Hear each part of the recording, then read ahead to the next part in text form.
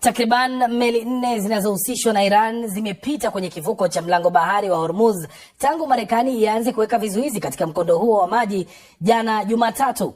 Marekani inasema hatua ya kuweka vizuizi baharini kunaathiri meli ambazo zinatumia bandari za Iran na wala sio zile ambazo hazimilikiwi na Iran. Vizuizi hivi vitawezesha meli zisizo za Iran kupita kwenye mlango bahari wa Hormuz. Hata hivyo, meli nyingi bado zimekwama zikishindwa kutumia mkondo huo wa bahari ambao ni muhimu sana kwa usafiri wa mafuta na gesi. Iran imefunga mlango bahari huo kutoka Marekani na pia pande hizo mbili zilishindwa kuafikia makubaliano ya kuufungua katika mazungumzo huko Pakistani wikendi iliyopita. Awali akizungumza na shirika la habari la Marekani la Fox News, naibu rais wa Marekani JD Vance ameishtumu Iran na kusema hatua ya Marekani imelenga kuzidisha shinikizo kwa taifa hilo. Kile walichofanya ni kujihusisha na kitendo hiki cha ugaidi wa kiuchumi dhidi ya dunia nzima. Kimsingi wametishia meli yoyote inayopita katika mlango bahari wa Hormuz. Sasa kama rais wa Marekani alivyodhihirisha, mchezo huu unaweza kuchezwa na pande zote mbili, na kama Wairani watajaribu kujihusisha na ugaidi wa kiuchumi, basi sisi tutatafuta kanuni rahisi ya kwamba hakuna meli za Iran nazo zitakazotoka pia. Tunajua hilo ni jambo kubwa sana kwao. Tunajua pia kwamba hilo linaongeza shinikizo la kiuchumi kwao. Iran imeeleza kuwa kizuizi cha Marekani ni kama uvunjaji mkubwa wa mamlaka ya uhuru wa taifa hilo. Katika barua kwa katibu mkuu wa Umoja wa Mataifa Antonio Guterres, balozi wa Iran katika Umoja wa Mataifa Amir Said Iravani ameandika kwamba ni tishio kubwa kwa amani na usalama wa kimataifa na inazidisha hatari ya kuongezeka kwa mgogoro katika eneo hilo ambalo tayari lina hali tete sana. Wakati huo huo, China inasema kwamba kizuizi cha Marekani ni jambo la hatari na ukosefu wa uwajibikaji. Shirika la kimataifa la usafiri wa baharini la Umoja wa Mataifa IMO linasema kwamba kuzuia mlango bahari wa Hormuz ni kinyume cha sheria, tamko linalolenga pande zote mbili, Iran na Marekani. Kwa hivyo kizuizi cha Marekani kinaweza kuwa na athari gani? Frank Gardner anaeleza zaidi katika taarifa inayowasilishwa na Ahmed Bahaj. Hiki ni kituo cha wanamaji cha Sepa. Lazima ubadilishe njia na urudi bahari ya Hindi mara moja. Usipotii agizo langu, basi utalengwa.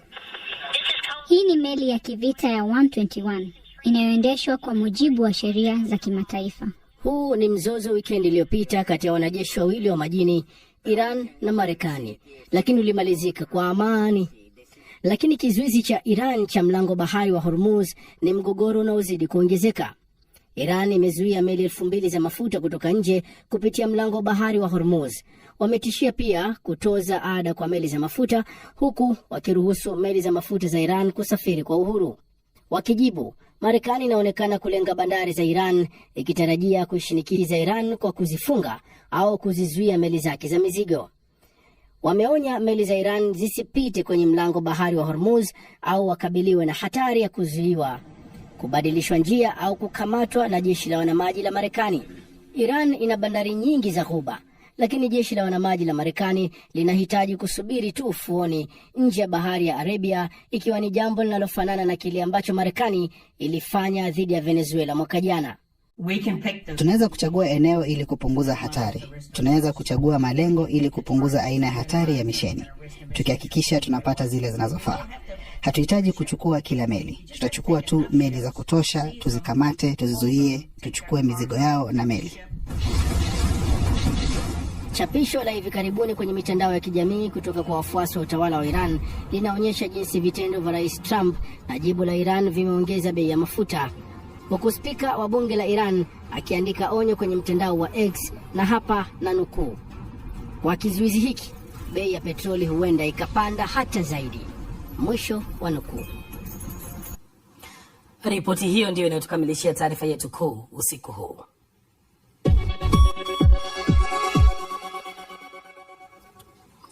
Sasa mzozo kati ya Rais Donald Trump wa Marekani na Papa Leo unazidi kupamba moto, huku Trump akisema kwamba hataomba msamaha kwa kiongozi huyo wa kidini. Papa naye amesema ataendelea kuzungumza dhidi ya migogoro.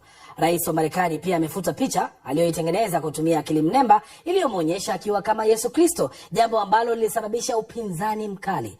Ifuatayo ni ripoti ya mwandishi wa BBC inayowasilishwa na Victor Kenani. Donald Trump akionekana kumponya mtu kwenye kitanda cha hospitali.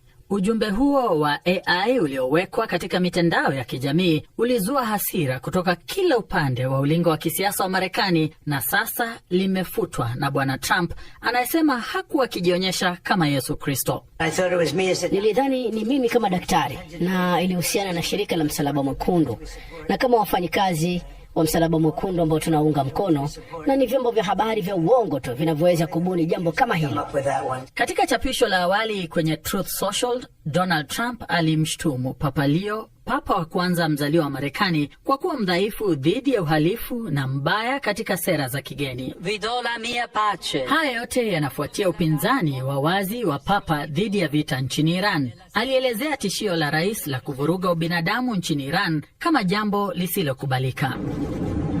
Akiwa njiani kuelekea Algeria, kiongozi huyo wa kanisa aliulizwa kuhusu maoni yake juu ya kauli za kashfa na matusi ya Rais Trump. Sitaki kuingia kwenye malumbano naye. Sidhani kama ujumbe wa Injili unapaswa kutumiwa vibaya kwa namna ambayo baadhi ya watu wanavyofanya. Na nitaendelea kuzungumza dhidi ya vita nikihimiza amani. Lakini makamu wa rais wa Marekani J.D. Vance alisema kuwa Vatican inapaswa kujikita katika masuala ya maadili pekee. Matamshi ya Donald Trump kwa papa yamevutia ukosoaji kutoka kwa washirika wake wa karibu wa kisiasa, akiwemo waziri mkuu wa Italia, muumini wa Kikatoliki, Giorgia Meloni. Akielezea maoni ya Bwana Trump kama yasiyokubalika, Bi Meloni pia alisema papa ni kiongozi wa kanisa Katoliki na ni jambo la kawaida kwake kutoa wito wa amani na kulaani kila aina ya vita. Donald Trump sasa anasema Papa Leo alichaguliwa tu kwa sababu yake. Alichapisha picha hii wakati wa mkutano wa makardinali conclave wa mwaka jana. Lakini kuna ishara hata kutoka kwa wafuasi wa Bwana Trump kwamba huu ni mfano mwingine wa hivi karibuni wa matamshi ya rais yanayovuka mpaka.